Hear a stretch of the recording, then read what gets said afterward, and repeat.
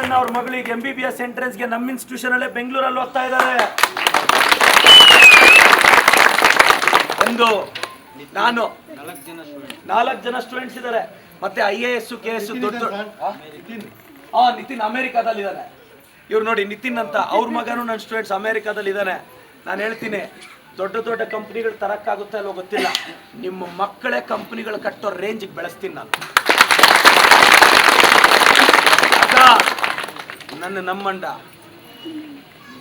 ₹1 తీసుకోకుండా మీ పని చేసిస్తాను. ನಾನು ಗೆದ್ರೆ ಯಾವ ನಾಟನೂ ನಡೆಯಲ್ಲ, ಬರ್ದಿಟ್ಕೊಂಡ್ಬಿಡಿ.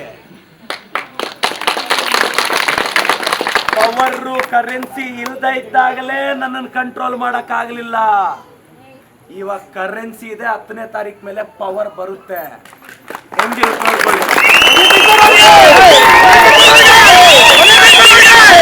ಭಯ ಬೀಳಬೇಡಿ. ಕೆಳಗಿನ ತೋಟದವ್ರಿಗೆ ಈಗಲೂ ಪ್ರಾಮಿಸ್ ಮಾಡ್ತೀನಿ, ನಿಮಗೇನಾದ್ರೂ ಪೊಲೀಸ್ ಸ್ಟೇಷನ್ ಅಲ್ಲಿ ಸಮಸ್ಯೆ ಆದ್ರೆ ನಾನು ಬಂದು ಕುತ್ಕೊಂಡು ಸಾಲ್ವ್ ಮಾಡ್ತೀನಿ. ಇಲ್ಲ ಯಾರ ಮೇಲೆ ಆದ್ರೂ ಜಮೀನ್ ಗಲಾಟೆ ಕೇಸುಗಳಾದ್ರೆ, ನಾನು ನನ್ನ ಅಕ್ಕಗೋ ತಂಗಿಗೋ ಸಮಸ್ಯೆ ಆಗಿದೆ ಅಂತ ನಾನು ಅಡ್ವೊಕೇಟ್ ನಿಟ್ಟು ನಿಮ್ಮ ಕಷ್ಟ ಸುಖಕ್ಕೆ ನಿಮ್ಮ ಪರವಾಗಿ ನಾನು ನಿಲ್ತೀನಿ. ಯಾವ್ದು ಬೇಕು ಯೋಚನೆ ಮಾಡಿ. ಅವ್ರು ಕೊಡೋ 1000-2000 ಮುಖ್ಯನಾ? ಇವತ್ತು ನಮ್ಮ ಸರ್ಕಾರ ಬಂದ್ರೆ ವರ್ಷಕ್ಕೆ 24,000 ಕೊಡ್ತೀವಿ, ತಿಂಗಳಿಗೆ 2 ಗೃಹಿಣಿಗೆ 2,000 ಲೆಕ್ಕದಲ್ಲಿ. ಅಕ್ಕ ಇನ್ನೊಂದು, ಅವರು 5 ವರ್ಷನೂ ಯಾಕಕ್ಕ ಸೀರೆ ಕೊಡ್ಲಿಲ್ಲ, ಕುಕ್ಕರ್ ಕೊಡ್ಲಿಲ್ಲ, ಮಿಕ್ಸಿ ಕೊಡ್ಲಿಲ್ಲ, ಗ್ಯಾಸು, ಅವ್ರು ಬೆಂಕಿ ಹಾಕೋ ಸ್ಟವ್ ಕೊಟ್ರೆ ನಾವು ಹೊಟ್ಟೆ ತುಂಬಿಸೋ ಅಕ್ಕಿ ಕೊಡ್ತೀವಕ್ಕ.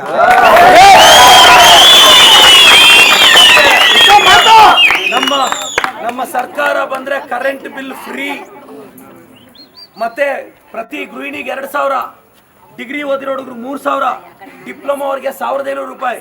ನಾನು ಪ್ರತಿ ಮನೆಗೂ ಬಂದು ನಾನು ತಲುಪಿಸ್ತೀನಿ. ಅಕ್ಕ ನಿಮ್ಮ ಮಕ್ಕಳನ್ನ, ಇನ್ನೊಂದು ದೇವಸ್ಥಾನ ಕಟ್ಟೋದು ನನ್ನ ಜವಾಬ್ದಾರಿ, ನಿಮ್ಮನ್ನೆಲ್ಲರೂ ವಿಶ್ವಾಸಕ್ಕೆ ತಗೊಂತೀನಿ.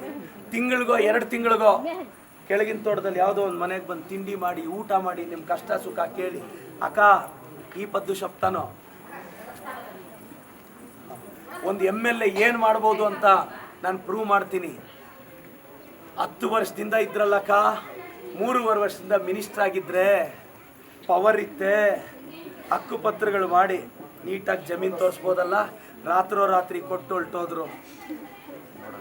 ನೋಡಕ್ಕೆ ಹೋದ್ರೆ ನಿಮ್ಮ ಹಕ್ಕುಪತ್ರ ಎತ್ಕೊಂಡೋಗಿ, ಸ್ವಾಮಿ ನಾ ಸೈಟ್ ಅಟ್ಟು ಸೂಪಿಯನ್ ಸ್ವಾಮಿ వాళ్ళేమన్నా చూడమ్మా నీ సైట్ ఇదే అంటే నేను దుడ్లిస్తాను, మీరు రేపే ఇల్లు కట్టండి. నేను రెడీ. ఇప్పుడు మీరు హక్కుపత్రం చూపియండి.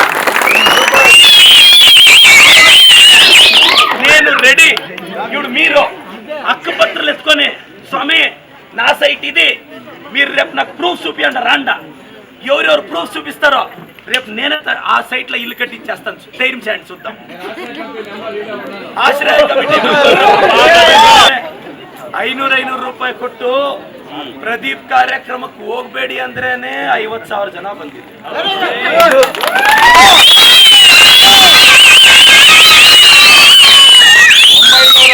900-600 ಹಕ್ಕುಪತ್ರಗಳು ನನ್ನ ಹತ್ರ ಬಂದಿದೆ ಆಶ್ರಯ ಕಮಿಟಿ ನಂಬರ್ಗೆ. 8 ವರ್ಷದಿಂದ ಯಾರಿಗೂ ಕೊಡಕ್ಕಾಗ್ಲಿಲ್ಲ. 135ನೇ ಸರ್ವೆ ನಂಬರ್ ಬಂಡಳ್ಳಿ ಹತ್ರ ಮಾಡಿದೆ ಜಮೀನು, ಅದು 21 ಎಕರೆ ಅಲ್ಲೇ ಬಿದ್ದಿದೆ.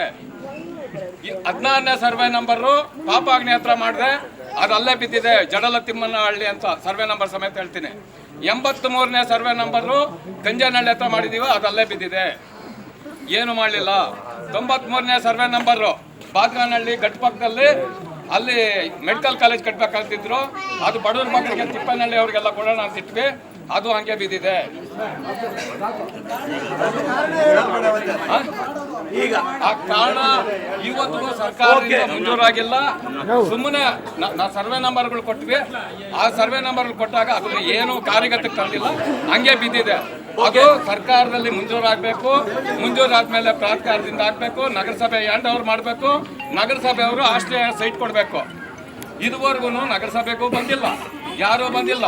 ಮನೆ ತಹಸೀಲ್ದಾರ್ ಹತ್ರ ಯಾರೋ ಪಾಪ ಅವ್ರಿಗೆ ಗೊತ್ತಿಲ್ಲ,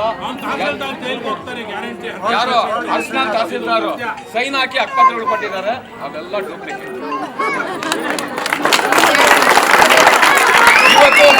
ಇವತ್ತು ಮಣ್ಣು ಮಾಡಿಕ್ಕಿರೋದು ಹಂಗೆ ಬಿದ್ದಿದೆ. ಓಕೆ ಮಾತಾಡಿ. ಓಕೆ, ಮತ್ತೆ ಎಲ್ಲ ವಾರ್ಡಲ್ಲಿ ನನಗೆ ಗೊತ್ತು, ನನ್ನನ್ನು ನಂಬಿ ನಾನು ಬೇರೆಯವ್ರ ಥರ ಸುಳ್ಳು ಪ್ರಾಮಿಸ್ ಮಾಡಲ್ಲ. ನಾನು ಏನು ಹೇಳ್ತೀನೋ ಅದು ನಡ್ಕೊತೀನಿ. ನನ್ನ ಹತ್ರ ಪಾಠ ಕೇಳಿರೋ ಸ್ಟೂಡೆಂಟ್ಸ್ನ ಕೇಳಿ ನಾನು ಎಷ್ಟು ಪ್ರಾಮಾಣಿಕವಾಗಿದ್ದೀನಿ. ನಿಮ್ಮೆಲ್ಲರ ಸೇವೆ ಮಾಡ್ತೀನಿ. ನನ್ನನ್ನು ಕಾಪಾಡ್ರಕ್ಕ, ನನ್ನನ್ನು ಕಾಪಾಡ್ಕೊಳ್ಳಿ ಅಕ್ಕ. ಎಲ್ಲ ಕೇಳಿ ಸರ್, ನಿಮ್ಮ ಮೇಲೆ ಹಲವಾರು ಆರೋಪಗಳು ಮಾಡಿದ್ದಾರೆ. ಯಾರು ಮಾಡಿದ್ದು? ಕೆವಿ ನವೀನ್ ಕಿರಣ್ 2018ರಲ್ಲಿ ಯಾರು ಪರ ಒಂದು ನಿಮಿಷ ನೋಡಿ ಸರ್, ಸಿ ವಿ ವೆಂಕಟರಪ್ಪನವ್ರ ಬಗ್ಗೆ ನನಗೆ ಅಪಾರವಾದ ಪ್ರೀತಿ ಇದೆ. ಅವ್ರ ಮನೆ ಹುಡುಗ ನವೀನ್ ಕಿರಣ್, ನನಗೆ ಅವ್ರ ಬಗ್ಗೆ ಗೌರವ ಇದೆ. ಅವ್ರ ಬಗ್ಗೆ ನಾನೇನು ಮಾತಾಡಲ್ಲ ಸರ್. ನವೀನ್ ಕಿರಣ್ ಅವ್ರ ಬಗ್ಗೆ ಅಪಾರವಾದ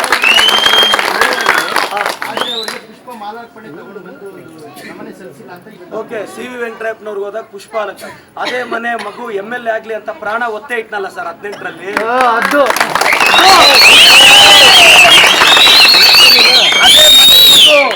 MLA ಆಗಲಿ ಅಂತ ಪ್ರಾಣ ಒತ್ತೆ ಇಟ್ಟೆ ಅಲ್ವಾ ಸರ್? ಹೋಗಿ ಹಿಂದ್ಗಡೆ ಫ್ಲಾಶ್ ಬ್ಯಾಕ್ ಚೆಕ್ ಮಾಡಿ ಸರ್. ಸರ್, ಸಿ ವಿ ವೆಂಕಟರಪ್ಪನವ್ರ ಮನೆಯಲ್ಲಿ ಅವ್ರ ಕುಟುಂಬದ ಬಗ್ಗೆ ಅವ್ರು ನನ್ನ ಮೇಲೆ ಕಲ್ಲು ಹಾಕಿದ್ರು ನಾನು ಅವ್ರ ಮೇಲೆ ಹೂವು ಹಾಕ್ತೀನಿ. ಸಿ ವಿ ವೆಂಕಟರಪ್ಪನವ್ರಿಗೆ ಅವಮಾನ ಆಗಬಾರ್ದು. ಆ ಮನೆ ಕುಡಿನ ನಾನು ಗೌರವಿಸ್ತೀನಿ. ಪಾಪ ಅವ್ರೇನೋ ಮಾತಾಡಿರ್ಬೋದು, ಇರಲಿ ಸರ್. ಸಿ ವಿ ವೆಂಕಟರಪ್ಪನವ್ರಿಗೆ ಅಪಾರವಾದ ಜ್ಞಾನ ಇತ್ತು. ಅದು ಸ್ವಲ್ಪ ಕುಡಿಗೆ ಬಂದಿದ್ರೆ ಚೆನ್ನಾಗಿರೋದು, ಅದು ಬಂದಿಲ್ಲ ಅನ್ಸುತ್ತೆ ಸರ್. ಕೇಳಿ ಸರ್, ಸುಳ್ಳು ಹೇಳ್ತಾರೆ. 80% ದಲಿತ ಮುಖಂಡರು ನಮ್ಮ ಜೊತೆ 20% ಅವ್ರ ಜೊತೆ ಸರ್ ನೋಡಿ, ಒಂದು ನಿಮಿಷ. ನನಗೆ ನನ್ನ ಬಲಿಜ ಸಮುದಾಯದ ಬಗ್ಗೆ ಅಪಾರವಾದ ಗೌರವ ಇದೆ. ಇವತ್ತು ನಾನು ಒಂದು ಸಮುದಾಯಕ್ಕೆ ಸೀಮಿತ ಅಲ್ಲ. ನವೀನ್ ಕಿರಣ್ ಅವರು ಒಂದು ಸಮುದಾಯಕ್ಕೆ ಸೀಮಿತ ಆಗಿರ್ಬೋದು. ನಾನಿವತ್ತು ಸಮಸ್ತ ಸಮುದಾಯದ ಹುಡುಗ. ನಾನು ಒಂದು ಸಮುದಾಯದ ಹುಡುಗ ಅಲ್ಲ. ಮೆಡಿಕಲ್ ಬೇಸ್ಡ್ ಅಂತ ಹೇಳ್ತೀರಂತೆ, ಆದ್ರೆ ನೀವು ಸಲ್ಲಿಸಿರೋ ಅಫಿಡವಿಟ್ ಅಲ್ಲಿ PUC ಅಂತ ಬರ್ದಿರಂತಲ್ಲ. ನಾನು ಓದಿರೋದು PUC ನೇ ಸರ್. ಆದ್ರೂ MBBS ಹುಡುಗರು ಪಾಠ ಮಾಡ್ತೀನಿ ಅಂದ್ರೆ ನನ್ನ ಕೆಪಾಸಿಟಿ ಅಂತ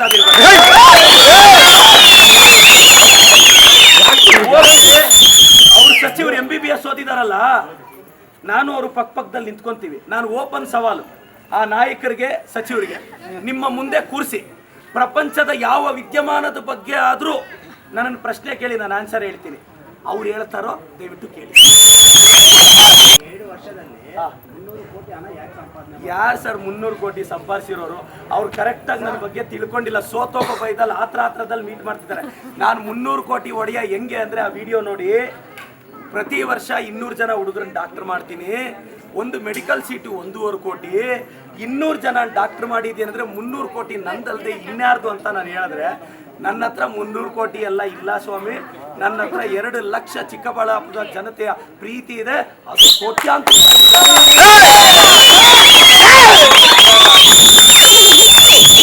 ಏನೇ ಆಗಲಿ, ಸಿ ವಿ ವೆಂಕಟರಪ್ಪನವರು ನಮ್ಮ ಸಮಾಜಕ್ಕೆ ದೊಡ್ಡ ಸೇವೆ ಸಲ್ಲಿಸಿದ್ದಾರೆ. ಅವ್ರ ಮನೆ ಕುಡಿ ಬಗ್ಗೆ ನಾನು ಮಾತಾಡಲ್ಲ.